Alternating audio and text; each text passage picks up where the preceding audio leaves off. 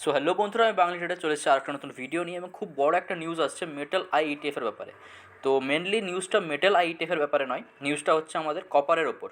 এবং কপারও হচ্ছে একটা মেটাল, এবং আমরা আমাদের ইন্ডিয়ান মার্কেটে কপার রিলেটেড কোনো ইটিএফ তো নেই। তো আমরা কপারকে টার্গেট করি মেটাল আইইটিএফ দিয়েই।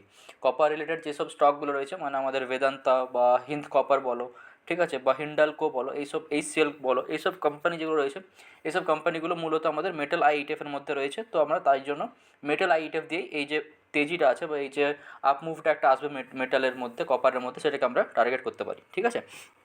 তো এখন নিউজটা কি, নিউজটা হচ্ছে চাইনা নিজেদের যে সোলার যে প্যানেল, ঠিক আছে, সোলার প্যানেলে আগে কি ইউজ করতো, আগে ইউজ করতো তারা সিলভার, কিন্তু তারা সিলভার থেকে সুইচ হয়ে এখন সিলভারের একটা তোমার চিপ এবং চিপ রিপ্লেসমেন্ট হিসাবে কপারকে বেছে নিয়েছে, এবং তারা নতুন টেকনোলজি ডেভেলপ করে যার মাধ্যমে ওরা কপার দিয়ে সোলার প্যানেলের যে কাজগুলো সেই কাজগুলো করবে।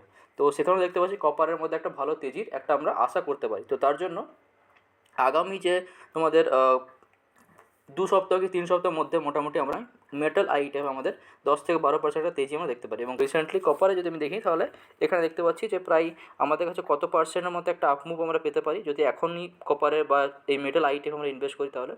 তো এই যে প্রাইসটা এখন রয়েছে 11.65, সেখান থেকে যদি ফার্স্ট টার্গেট হচ্ছে আমাদের 12.70 বা 77।